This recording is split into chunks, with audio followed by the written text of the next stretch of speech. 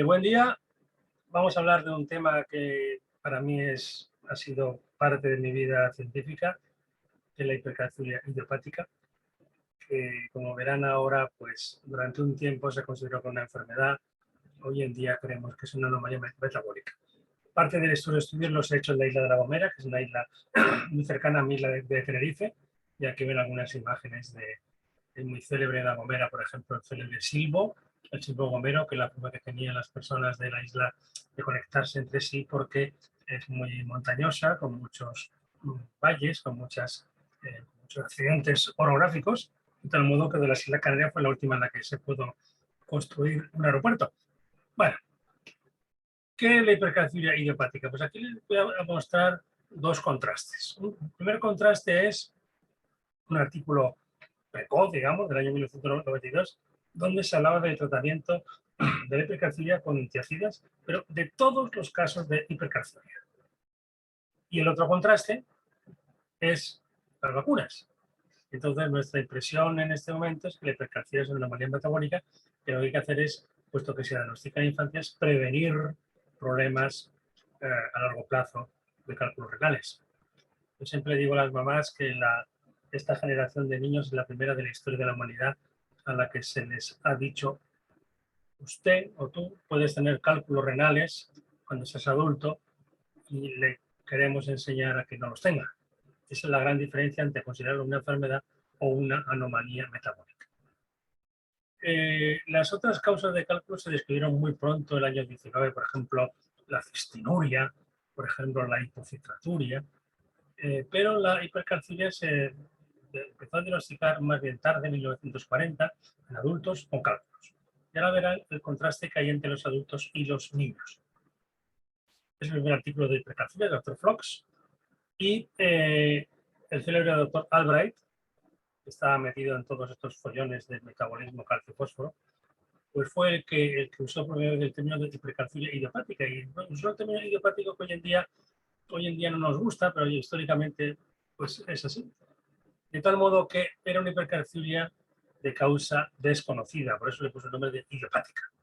Incluso como algunos pacientes tenían infecciones, que no es propio de los adultos, también de los niños, pensaron que la hipercalciuria tenía que ver, era una complicación de la espironefritis, lo cual no es nada más lejos de la realidad. Lo que publicó el doctor Albrecht era que los niños, bueno, los adultos, perdón, con hipercalciuria tenían normocalcemia, normofosfatemia, que algunos son límite bajo, hipercalciuria, y luego tenían la PTH normal, etcétera, etcétera. Es decir, que era una hipercalciuria sin anomalías en otros parámetros del metabolismo calcio-fósforo. Y ahora que les quiero pasar a un concepto que es importantísimo. Los nefrólogos pediátricos, como es mi caso,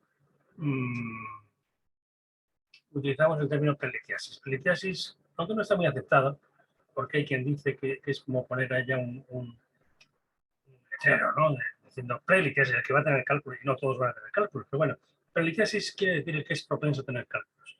Y no es lo mismo tener estos cálculos enormes, morfológicamente grandes, que a veces pueden pasar por la vía urinaria para dar un cólico, estos otros más pequeñitos, y luego llegamos a la expresión mínima de la prelitiasis, que son los cristales, una vez más un cristal electrónico fotоelectrónico, mini cálculos, una pequeña sombra sónica, y esto es lo que vemos en niños, porque eh, el cálculo, pues para ser un cálculo adulto, pues es como nosotros. Antes de ser adultos fuimos niños. Lo mismo pasa con el cálculo. Antes de ser cálculos son microcálculos. Y esto es lo que vemos los nefrólogos infantiles, es decir, muchos niños con propensión a cálculos sin que aún tengan clínica manifiesta de litiasis. De tal modo que el año 1981, 3 trabajos de distinta procedencia dijeron que pacientes con hipercalciuria tenían hematuria y que eso precedía la formación de los cálculos. Inicialmente, como digo, se asoció la hipercalciuria con cólicos y luego ya se vio que no. Es decir, que muchos pacientes con hipercalciuria, antes de que eliminaran los cálculos, podían tener hematuria, podían tener polaquiuria y disuria, se podían observar en las ecografías pequeños calculitos, Y incluso pues, nosotros hemos publicado como algunos niños con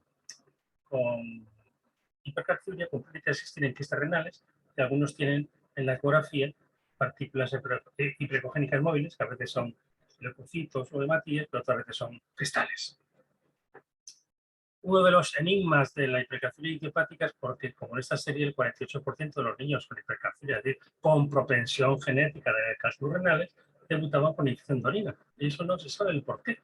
Lo que sí se supone es que los niños con hipercalciuria se defienden mal contra la bacteria más frecuente de infecciones de orina, que es la Escherichia coli. No solo fue el trabajo de este grupo del Hospital Gregorio Marañón de Madrid, sino también otros trabajos pues, demostraron lo mismo. Y a la inversa, cuando estos autores estudiaron pacientes con infección de orina, e intentaron ver cuántos tenían hipercalciuria, pues vieron que el 21% de infección con infección de orina tenían hipercalciuria, lo cual es una cosa pues llamativa y puede ser un motivo de estudio perfectamente en su medio. Bueno, nosotros que siempre hemos estado trasteando con estas cosas, pues dijimos, bueno, pues si están asociadas ambas cosas, pues los niños con infección de orina también tendrán historia familiar de cálculos más alta. Y entonces vimos que efectivamente el 68% de los niños con infección de orina tenían antecedentes de cálculos. De tal modo que había una asociación entre prelitiasis, de hipercalciuria y antecedentes familiares de cálculos. Y lo que es más importante es cómo los niños con prelitiasis tienen una mayor frecuencia estadísticamente significativa de cicatriz renal, es decir, como si se defendieran mal de las complicaciones derivadas de la inflamación causada por la bacteria Escherichia coli. Bueno, ahora vamos a hablar de las teorías patogénicas que han habido durante todos estos años y que han sido muy variadas, y es posible que la solución la hayan dado las ratas hipercalciúricas. A veces hay trabajos originales que los autores pasan desapercibidos, pero fíjense este estudio publicado en New England durante los medios en los años 70, donde se ve cómo un papá que tenía hipercalciuria donó el riñón a su hijo. Se hizo un trasplante renal del hijo. El papá, después del trasplante, le quitaron el riñón para donarlo al hijo, el papá seguía con hipercalciuria. En cambio, el hijo que tenía el riñón del papá, la calciuria era normal.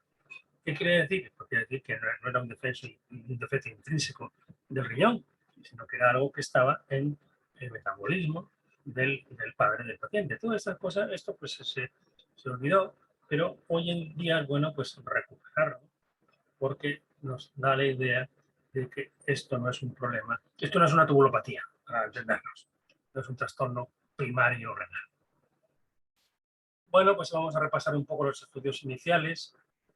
Aquí tenemos uno de los primeros trabajos de 1965, un grupo de Leeds, donde sometieron a los pacientes a una dieta baja en calcio y además, por esa dieta baja en calcio, le administraban ETA, que el ETA frena la absorción intestinal de calcio. Pero los autores vieron que aunque bajaba la calciuria, seguían teniendo hipercalciuria, con lo cual concluyeron que la calciuria estaba elevada por una pérdida primaria de calcio porque seguían perdiendo calcio. Lo que ocurre que si es verdad que era una tubulopatía, es decir, una pérdida primaria de calcio, se elevarían los niveles de PTH para intentar compensar. Bueno, pues cuando poco después el grupo del doctor Pack pudo ya medir los niveles de PTH, se dieron cuenta que los pacientes con hipercalciuria idiopática tenían la PTH normal. Es decir, que no estaba nada claro que fuera el riñón, como les dije antes con el ejemplo del papá y el hijo, no estaba nada claro que la hipercalciuria fuera una enfermedad renal. Y para complicar más las cosas, pues un grupo de Finlandia estudió la densidad mineralosa en pacientes con cálculos y observó que muchos pacientes con cálculos tenían pérdida de masa ósea. De tal modo que empezaron a publicar pues, artículos donde se decía que el origen de la hipercalciuria, que se llamaba renal, en realidad era de origen óseo. Bueno, como todo en la vida, todo esto es simplificar, porque todo esto es mucho más complicado. Hay que decir además que en aquella época a los pacientes con litiasis se les daba dietas sin calcio, para no comer cálculo, se les prohibía la leche, etcétera. Y entonces, pues lo que ocurría es que seguían teniendo cálculos, pero cuando hay una dieta por el calcio, aumenta la absorción de oxalato. Pero bueno, esa es otra historia.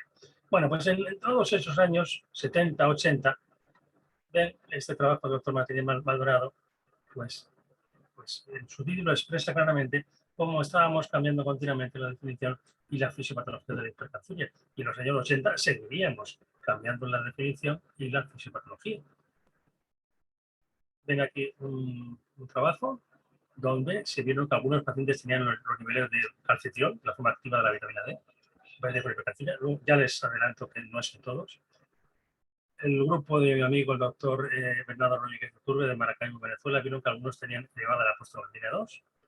Y para fastidiar la cosa más, pues varios autores dijeron que la hipercalciuria no era una enfermedad genética, sino que era un trastorno de nutrición. Y esto es importante pues, por el curso en el que estamos hablando. Y entonces estos autores dijeron que la hipercalciuria podía deberse a una dieta muy rica en sal o a una dieta muy rica en proteínas. Ya saben que si necesitamos mucha sal, hay diuresis osmótica, siempre de calcio por la orina, y si damos proteínas en alta cantidad, pues se tiene que tamponar en el hueso y sale calcio del hueso y hay hipercalciuria.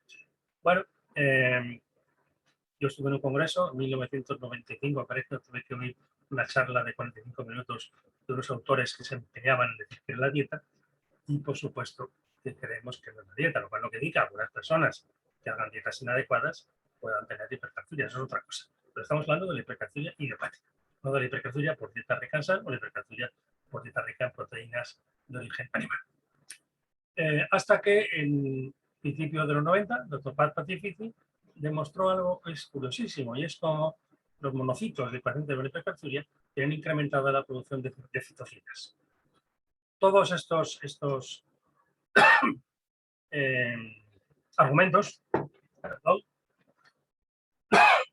todos estos argumentos se reunieron en este trabajo del doctor Wisinger, donde ponía como origen los monocitos hiperactivos, por decirlo de alguna forma, donde producían muchas interleucinas, que tenían un efecto resortivo en el hueso, pero a su vez la interleucina 1 estimulaba la prostaglandina 2, que es lo que dijo el doctor Iturbe. La prostaglandina 2 estimulaba la 1-alfa-hidroxilasa y la producción de calcitriol. De tal modo que habría un origen óseo parcial de la hipercalciuria por las interleucinas y por el efecto separado que tiene el calcitriol de aumentar la actividad absortiva sobre el hueso. Además, la vitamina D, que es un receptor, aumentaría la absorción intestinal de calcio. De tal modo que en ese momento, el año 96, pues se creía que la hipercalciuria no era, de base es verdad, no era una tubulopatia, sino que era un trastorno de origen óseo por aumento de resorción y aumento de absorción intestinal de calcio, lo cual es verdad. Lo que pasa es que luego la interpretación son distintas. Si además los pacientes hacían una dieta rica en proteínas o tomaban mucha sal, pues empeoraba la hipercalciuria. Bueno, pues vamos ahora con... Bueno, no sé si se han dado cuenta que les he puesto unos dibujitos aquí de un célebre pintor español que falleció, Mingote, donde la búsqueda de la hipercalciuria se asemeja a este señor que aparece en el desierto, que no encuentra nada y de repente aparece pues una entrada, una escalerita baja al interior de un receptáculo. Y bueno, pues esto ha sido el conocimiento de la hipercalciuria, ¿no? Bueno, en el año 68 se describió que los cálculos eran de origen genético y unos años después el doctor Pack pues, dijo que la hipercalciuria era familiar y absortiva. Como siempre, nos quedamos en lo más cercano. Como siempre, nos olvidamos de la historia. Pero aquí tenemos un artículo del Lancet del siglo XIX, 1872, donde un autor inglés dijo que había una disposición familiar a la formación de concreciones de cálculos urinarios. Pero si nos vamos más para atrás, esa es una cosa que hemos descubierto pues, hace poco, pues vemos que un médico del médico de cámara de Felipe III, en un libro que escribió, obra física, médica, ética, pues escribió un capítulo que dice sobre el origen de enfermedades hereditarias de los niños y sobre el modo de prevenir la predisposición o diátesis de la producción de cálculos contraída por herencia. Es decir, que ya en el siglo XVII, 1634, se sabía que los cálculos eran de origen genético, aunque, insisto, la dieta puede empeorar. Bueno, pues nuestro hombre ha llegado a un salón, que pues, una vez más un salón sin nada, y que no le aporta gran cosa. Y a nosotros seguramente nos ayudaron mucho el conocimiento de que había unas ratas con hipercalciuria, que ha sido un poco el origen del conocimiento actual del origen de la hipercalciuria y hepática. Estas ratas con hipercalciuria, pues ven aquí los cálculos en el microscopio electrónico, ven aquí los cálculos en los estudios biópsicos, y cuando se cruzaban entre ellas, pues se vio que en la cuarta generación la calciuria iba aumentando, es decir, que a medida que había consanguinidad o mayor consanguinidad entre las ratitas, iba aumentando la excreción urinaria de calcio.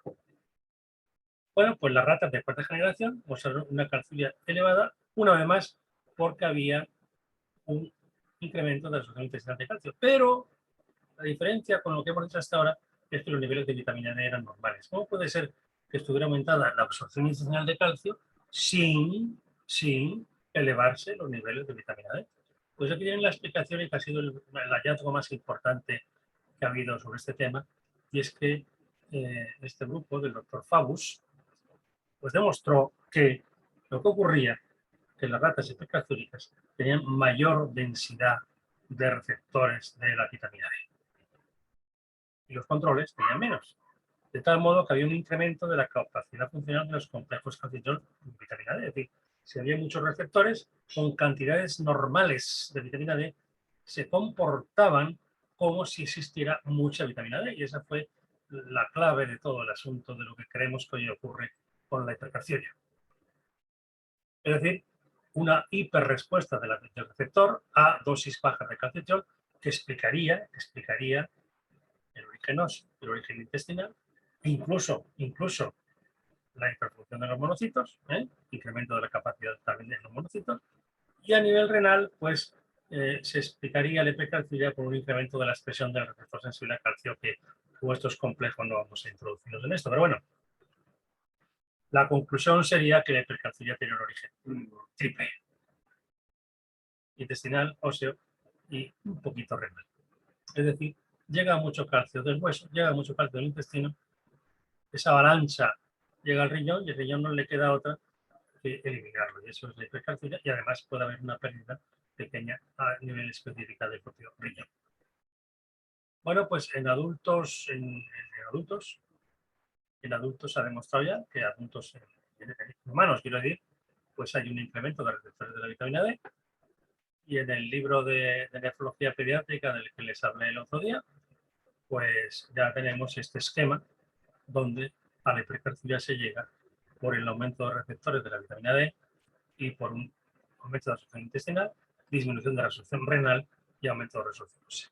Eso es lo que creemos hoy en día que es la hipercalciuria idiopática, que ya, si te demuestra esto, ya no es idiopática. Bueno, a todas estas, como hemos dicho, el origen sería en aumento de receptores, pero no en una mutación. Entonces, nosotros, pues con un grupo holandés, intentamos demostrar si la hipercalciuria se producía por mutaciones en el transportador, en el canal epitelial de calcio, que es en el túbulo distal, y el estudio fue negativo. Este es el único canal epitelial que reabsorbe calcio. En los demás sitios se produce de forma distinta, se reabsorbe de forma distinta, pero aquí en el túbulo distal existe un canal epitelial específico del calcio que no estaba mutado. Bueno, pues vamos con los estudios que hemos hecho en La Gomera de hipercalciuria. Hay que decir que todo esto fue chiripa. No sé en México si tienen el término chiripa, pero técnicamente hablando sería pues suerte, ¿no? Es decir, sería la serendipia, ¿no? Habíamos visto que teníamos muchos pacientes en Tenerife, aquí está Santa Cruz, donde yo he trabajado. Este es el volcán del Teide, esta es la isla de La Gomera. Entonces habíamos visto que muchos niños con hipercalciuria tenían hipoglicemia. Es un cuadro que se había descrito unos años antes en Israel, un cuadro rarísimo, y nosotros teníamos muchos casos. Lo publicamos en algún congreso de la Sociedad Canaria, hasta que nos dimos cuenta de que los niños nuestros que veíamos en Santa Cruz, pues procedían de la zona oeste de la isla, de Playa San Juan, y que sus abuelos procedían de la isla de La Gomera, de la zona más occidental de la isla, que es esta que es Gran Rey. Y entonces, pues, ya va a Gran Rey, después de pedir permiso al colegio, con una enfermera y un auxiliar, a sacar sangre y orina del niño del colegio de Gran Rey. Entonces, la gran sorpresa es que solo uno tenía hipoglicemia, no sé, debe ser una hipoglicemia transitoria, pero el 28% tenían hipercalciuria, que es la frecuencia más alta del mundo en ese momento. Bueno, aquí aprovecho esta imagen para mostrarles mi isla, la isla de La Gomera, y esta es la isla de La Palma, que ahora está de moda pues, por el volcán. Hay que decir cómo la primera descripción, las Islas Canarias son islas volcánicas. Esta isla, la isla de La Palma, es la más joven, digamos, desde el punto de vista geológico. Entonces, como si estuviera formando aún, por eso han sido los volcanes que estarán viendo hoy en día en la televisión. La primera descripción histórica de un volcán fue el volcán en Canarias, fue el Teide, cuando Cristóbal Colón pues, se dirigió de la isla de Gran Canaria a La Gomera. Entonces, Tenerife no era aún de la corona de Castilla, pero Gran Canaria y La Gomera sí.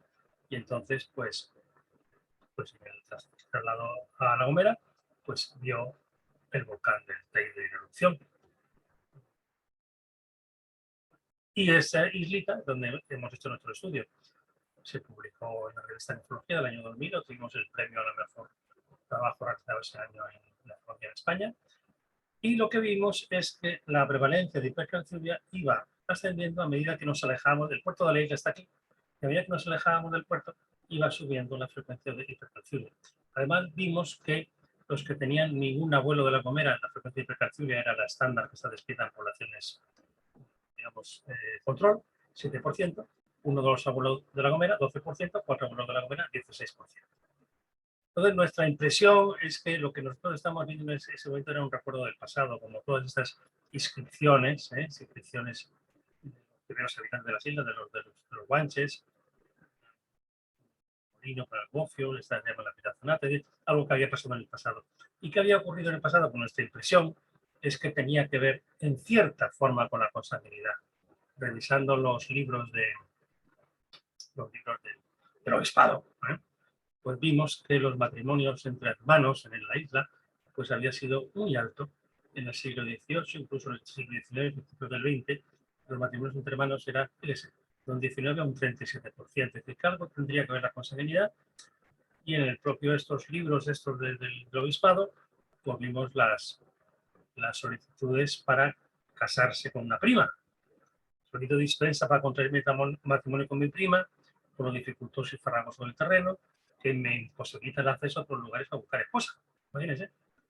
Y un señor que estaba desesperado por no encontrar persona de su condición. Bueno, total que hubo consanguinidad, pero yo creo que hay algo más. Y ese algo más es lo que les voy a poner aquí. Esta es una imagen idealizada de La Gomera. Es verdad que es una isla escarpada, pero ¿qué ocurrió desde el final del siglo XV, principio del XVI? Pues que las condiciones socioeconómicas eran lamentables, con mínimas condiciones higiénicas y nutricionales. Muy pocos llegaban a la edad fértil. Hoy en día, cuando fallece un niño, tiene la culpa el pediatra. En aquella época veían normales los entierros con esos ataúdes blancos de los niños, ¿no?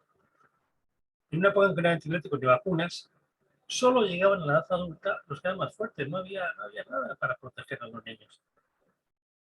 Y nuestra idea es que la hipercalciuria es la expresión de una forma de ser inmunológica. Es decir, la hipercalciuria son los descendientes de aquellas personas que se defendían bien. Y recordar cómo estos niños con hipercalciuria seguramente tienen muchos receptores de la vitamina D, y la vitamina D interviene de forma muy importante en la inmunidad. Y ese es nuestro concepto, es nuestra idea de que los hipercalciúricos son los descendientes de los que sobrevivían. Bueno, vamos a pasar a otro aspecto que también está relacionado, todo está relacionado, por supuesto, que es el tema de la densidad mineral ósea. Este fue el primer artículo que se publicó en el mundo sobre densidad mineral ósea en hipercalciuria. Entonces vimos que los niños con hipercalciuria pues tenían el valor Z, o el porcentaje de masa ósea, más bajo que los controles. No era tampoco una pérdida muy importante, pero era más bajo. Esto es un paro de La Gomera, de una población de allí que se llama Agulo, que está en el norte. Pero vimos que había pérdida de masa ósea en los niños con hipercalciuria, es decir, lo que hemos dicho, componente sensorial y componente óseo, por aumento de resorción. Estudiamos los marcadores óseos y, curiosamente, donde había significación estadística era en los marcadores de resorción, en la desoxirribonucleína y los COSLAPs. Es decir, los niños con hipercalciuria tenían valores más altos de marcadores de resolución porque estaban destruyendo más hueso. Lo que pasa es que luego intervenía la otra parte, que es la parte de formación de hueso. También había, aunque sin indicación en el límite, algunos pacientes que respondían formando más hueso. Y esto es lo que les muestro aquí. Los pacientes con densidad mineral ósea normal destruían hueso, pero respondían formando más hueso. Por lo tanto, estos había como un mayor turnover, pero destruías forma. En cambio, los que tenían osteopenia destruían, pero formaban menos, por eso tenían pérdida de masa ósea. Bueno, pues hace nada, hace un artículo publicado este año en el Pediatric Nephrology, pues hemos estudiado 34 pacientes que fueron pacientes míos pediátricos 20 años después, y cuando ya han sido adultos. Fíjense que hemos recogido las densidades minerales óseas a los 10 años, cuando yo les pedí la primera densitometría, a los 14 años, y ahora adultos les hemos llamado y accedieron a venir 34 pacientes. Y fíjense cómo el valor Z ha ido mejorando con la edad. Es decir, que al llegar a la edad adulta van mejorando la masa ósea, lo cual es la primera vez que se publica este aspecto. Olvídense de todos estos números, quédense con la parte que está en rojo y fíjense cómo la densidad mineral ósea, la mejoría, es sobre todo en mujeres. Es donde sale significativo, porque los varones mejoran, pero no es significativo, pero en las mujeres sí es significativo. Y una de las cosas que llama más la atención es cómo la calcemia era menor al ser adultos y la PTH subía, como si estuviera saliendo menos calcio del hueso y por lo tanto no se frenaba tanto la PTH. Entonces, pues lo que hemos pensado es que algo pasa en la edad adulta donde se reduce la resolución ósea. Eso pues está ligado con seguramente el efecto de las hormonas sexuales, por supuesto, de los andrógenos y sobre todo de los estrógenos, aunque también hay una relación con la masa corporal. Pero una de las sorpresas de este trabajo es cómo la calciumia se normalizaba, es decir, que no todos los hipercalciúricos son hipercalciúricos cuando son adultos, pero es que al mismo tiempo bajaba la citraturia y cómo el cociente calcio-citrato, que es el marcador más importante de propensión a cálculos, estaba alto ya en adolescencia y sobre todo en adultos. Es decir, el riesgo de cálculos era muy alto, no por hipercalciuria, sino por hipocitraturia. Bueno, ¿qué es este marcador calcio-citrato? Pues este marcador calcio-citrato es un marcador de riesgo. Si se dan cuenta, esto es un numerador, está el calcio, que se da cálculos, en el denominador está el citrato, que es el protector. Si hay mucho calcio y poco citrato, este cociente aumenta. Mayor de 0,33 indica riesgo de cálculos. Y una de las cosas más llamativas de todos nuestros trabajos es cómo hemos visto que el cociente calcio-citrato en la población que estábamos estudiando con litiasis cambia en según el momento del día. Por eso es por lo que creemos que las orinas de 24 horas no reflejan lo que ocurre durante el día. Es como la presión arterial. No tenemos la misma presión arterial de día o de noche, o la frecuencia cardíaca, o cualquier parámetro. Pues lo mismo pasa con el calcio, con el citrato. De tal modo que los valores más altos del cociente calcio-citrato eran en la primera orina del día. Por eso es por lo que creemos que los cálculos se ocurren de noche. Y además había una relación entre cociente calcio-citrato elevado con antecedentes familiares de cálculos. Bueno, ¿qué ocurre con el citrato? Pues ya esto lo hemos dicho el otro día.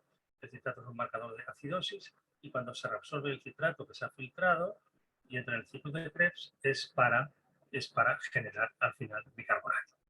Nosotros lo que creemos es que lo que ocurre es que al formarse hueso, afortunadamente, y al mejorar la masa ósea, pues el cuerpo tiene que formar hidroxiapatita o fosfato cálcico, de tal modo que el hueso, aquí hay un OH, aunque no se ve muy bien, está tapadito, el hueso es la mayor reserva de sales alcalinas. Entonces, nuestra hipótesis es que cuando hay hipocitraturia en adultos es porque estamos intentando formar hidroxiapatita en mayor cantidad y entonces es necesario formar hidroxiapatita, es decir, rica en bicarbonato.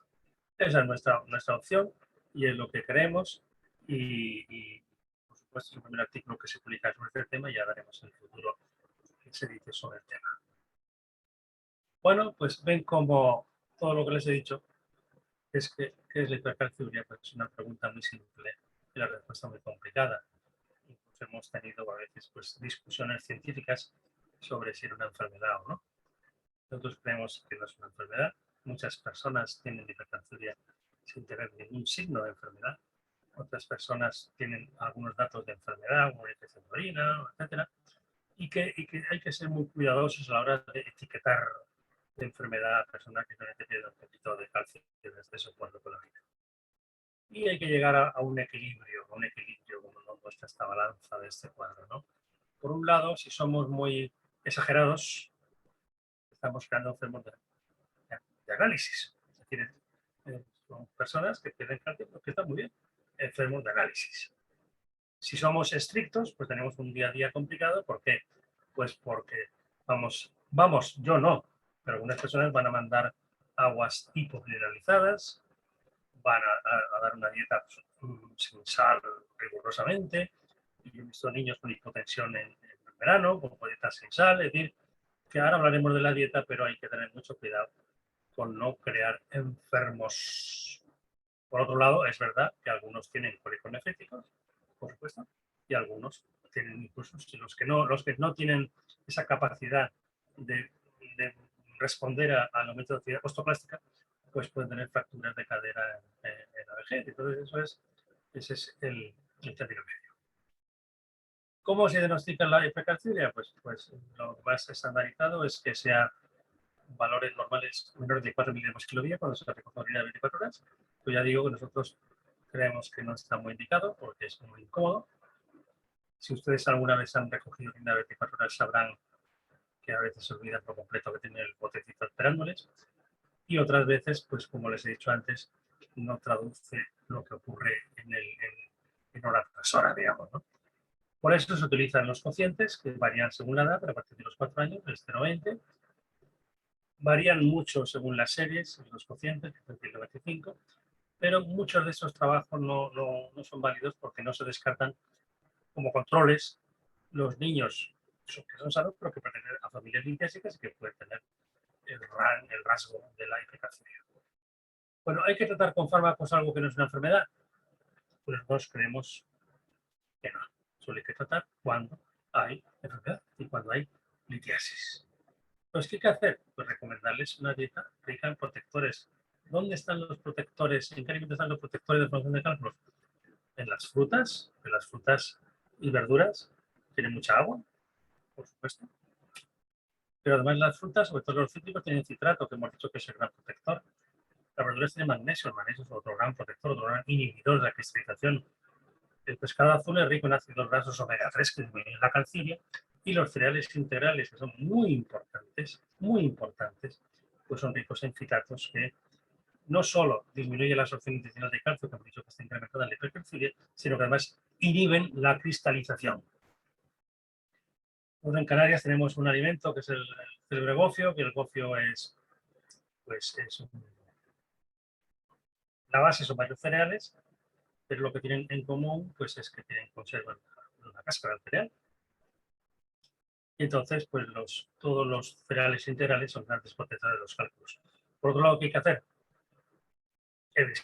Evitar el exceso de proteínas y evitar el exceso de sal. No, estoy en contra de dietas exactas porque estamos quedando enfermos. Simplemente recomendamos que no abusen de proteínas, pero abusen de sal. Fíjense que con 300 mililitros de leche se cubren las necesidades de calcio de un niño. Nosotros damos un margen, damos hasta 500 mililitros, es decir, una cosa normal. Lo que no se puede hacer es que haya niños que tomen 3 vasos de leche y 2 yogures y queso y no sé qué. Bien. Y ahora les voy a poner un ejemplo del tema de la sal y de las aguas. En España, como en otros lugares, pues hay aguas hipomineralizadas, no tienen nada de eso, fíjense, estas aguas. Y también en la isla Tenerife tenemos un agua pues, que es riquísima en sal, ¿no? Sería una agua dura, ¿no? Bueno, pues hemos visto este sodio que está contenido en 1 litro de agua dura, a qué equivale en relación con la sal que contienen las células papas fritas, las patatas fritas. Entonces hemos visto que esta cantidad de sal que está en 1 litro de agua dura equivale a la sal que hay en 7 gramos de un paquete de patatas fritas, en una papa frita. ¿Qué hay que hacer? Hacer gastos en la familia por un agua mineralizada, o cuando los niños salgan con el abuelo con el par de paseo, darles un zumo de naranja en lugar de las papas estas ricas en sal. Ya me dirán ustedes. Por supuesto que cuando hay enfermedad y cuando hay cálculos tenemos varios fármacos. En España tenemos el citrato digamos, en las farmacias, que se llama Broken. Se pueden utilizar citrato potásico. Se puede usar con citrato potásico para inhibir la cristalización. Se pueden usar las casteacidas, que era el fármaco que teníamos inicialmente, y que hoy en día en algunos países aún se tratan todo con hipercalciuria con tiacidas, lo cual me parece un error. Ya saben que las tiacidas disminuyen la reabsorción renal de calcio. Y por otro lado, en pacientes con hipercalciuria y en masa ósea se pueden usar bifosfonatos. Bueno, ¿cuál es nuestra idea de la hipercalciuria idiopática? Pues no, la idea básica ya se la dije antes, es decir, que la hipercalciuria, diagnosticar hipercalciuria a un niño es un lujo, es decirle, eres propenso a cálculo, igual que este señor le dice al niño, eres propenso a infecciones y te voy a vacunar. Pues es parecido, ¿no? Entonces, la idea de la hipercalciuria es una anomalía metabólica y mejor es una característica constitutiva, es decir, que se hereda de los papás como el color de la piel, por ejemplo. Y por eso a veces la frecuencia de hijos con prelitiasis es el 100%. ¿Y qué es lo que se heredaría? Pues el número de receptores celulares de la vitamina D.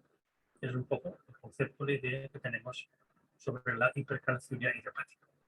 Resumiendo lo que hemos dicho, esta es una vista de mi isla, de Tenerife, del Teide, de la isla de La Gomera, es que la hipercalciuria es una condición genética que produce litiasis renal, pero que en el pasado pudo permitir a los seres humanos ser más aptos para defenderse de algunas infecciones en la época en la que no había antibióticos y vacunas.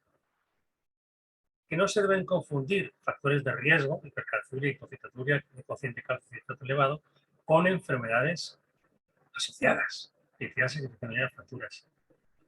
Porque si decimos a un paciente, a una mamá, que su niño tiene hipercalciuria, lo estamos convirtiendo a niños sanos en preenfermos. Una cosa que yo le digo a los pediatras es que no soliciten la calciuria si no tienen media hora de tiempo para explicar lo que yo les he contado a ustedes, sino que no tiran el calcio, lo que hacen es enredar. Y que, algo que no está dicho en la literatura, que es posible que la hipercalciuria y la hipocitaturia sean aspectos distintos de la misma entidad y que es muy difícil en este momento saber por qué pasa, pero que muchos adultos con hipocitaturia, de niños tuvieron hipercalciuria, con eso esa es nuestra teoría. Bueno, yo entiendo que todo esto puede ser un poco complejo, pero claro, les he tenido que contar en 45 minutos lo que ha sido 20 o 30 años de mi experiencia y nada más. Muchas gracias por su atención. Que les vaya muy bien. Hasta luego.